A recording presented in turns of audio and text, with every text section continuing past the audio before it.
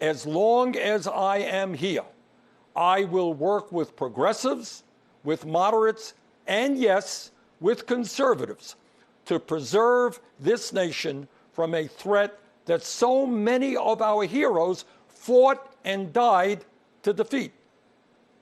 This president is not just a threat to our democracy, but by rejecting science, he has put our lives and health in jeopardy. Trump has attacked doctors and scientists trying to protect us from the pandemic, while refusing to take strong action to produce the masks, gowns, and gloves our healthcare workers desperately need. Nero fiddled while Rome burned. Trump golfs. His actions fanned this pandemic, resulting in over 170,000 deaths and a nation still unprepared to protect its people.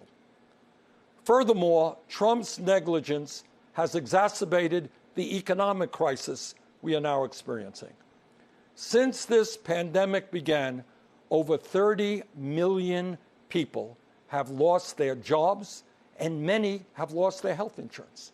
Millions of working families are wondering how they will feed their kids, and they're worried that they will be evicted from their homes. And how has Trump responded? Instead of maintaining the $600 a week unemployment supplement that workers were receiving and the $1,200 emergency checks that many of you received, instead of helping small businesses, Trump concocted fraudulent executive orders that do virtually nothing to address the crisis while threatening the very future of Social Security and Medicare. But the truth is that even before Trump's negligent response to this pandemic, too many hardworking families have been caught on an economic treadmill with no hope of ever getting ahead. Together, we must build a nation that is more equitable, more compassionate, and more inclusive. I know that Joe Biden will begin that fight on day one. Let me offer you just a few examples of how Joe will move us forward. Joe supports raising the minimum wage to $15 an hour. This will give 40 million workers a pay raise and push the wage scale up for everyone else.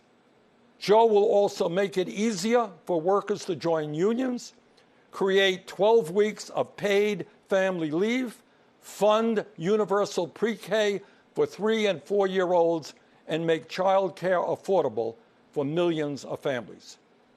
Joe will rebuild our crumbling infrastructure and fight the threat of climate change by transitioning us to 100% clean electricity over the next 15 years.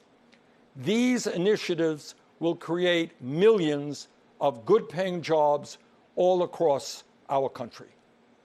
As you know, we are the only industrialized nation not to guarantee health care for all people.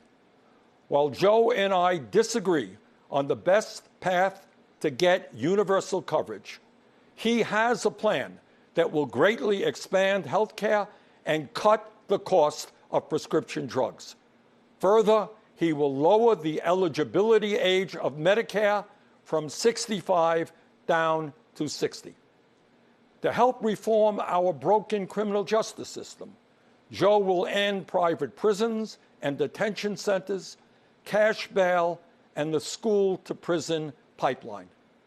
And to heal the soul of our nation, Joe Biden will end the hate and division Trump has created. He will stop the demonization of immigrants, the coddling of white nationalists, the racist dog whistling, the religious bigotry, and the ugly attacks on women. My friends, I say to you, to everyone who supported other candidates in the primary, and to those who may have voted for Donald Trump in the last election, the future of our democracy is at stake. The future of our economy is at stake. The future of our planet is at stake. We must come together, defeat Donald Trump, and elect Joe Biden and Kamala Harris as our next president and vice president. My friends, the price of failure is just too great to imagine. Thank you.